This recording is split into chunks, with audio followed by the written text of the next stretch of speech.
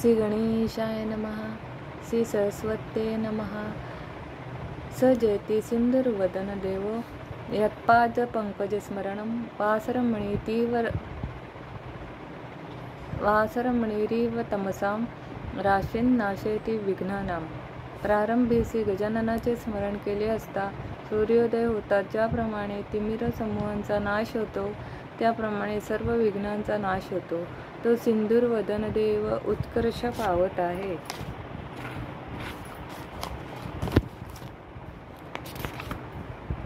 दैनिक पंचांग वार शनिवार शालिवाहन श्री शके 1947 संवत 2081 संवत्सर विश्वावसु संवत्सर अयन दक्षिणायन सौर ऋतू शरद ऋतू मास भाद्रपद महिना पक्ष कृष्ण पक्ष आहे. तिथी षष्ठी तिथी सकाळी 7:24 पर्यंत. नंतर सप्तमी तिथी सुरू होऊन सकाळी 29:05 पर्यंत. नंतर अष्टमी तिथी सुरू. नक्षत्र कृत्तिका नक्षत्र सकाळी 10:11 पर्यंत. नंतर रोहिणी नक्षत्र सुरू. योग हर्षण योग आहे सकाळी 10:32 पर्यंत. नंतर वज्र योग सुरू. करण दिवाकरण वणिज सकाळी 7:24 पर्यंत.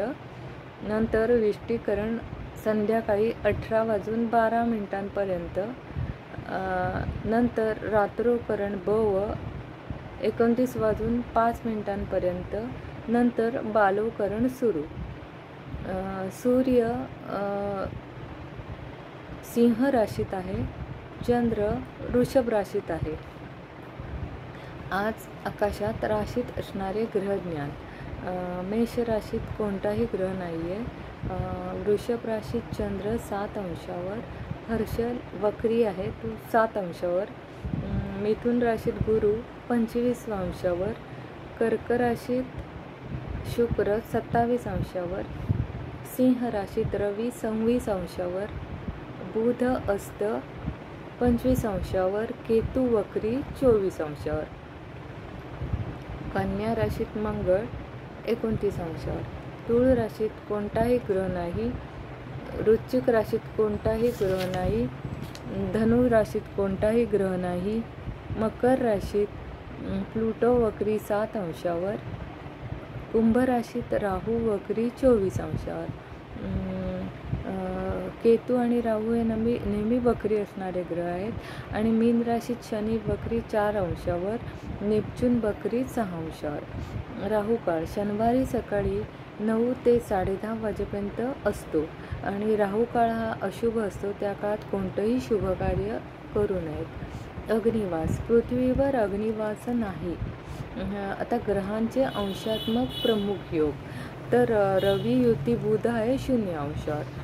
दिन विशेष क्षय तिथी आहे कारण सूर्योदयाला एक तिथीचा असतं एक तिथी उदय त्याच्यामुळे तिचा क्षय तिथी आहे. आणि सप्तमी श्राद्ध आहे.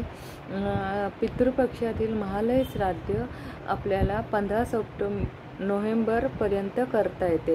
म्हणजे 7 सप्टेंबर 2025 ते 15 नोव्हेंबर पर्यंत आपल्याला महालय श्राद्ध करण्याचा अवधी आहे.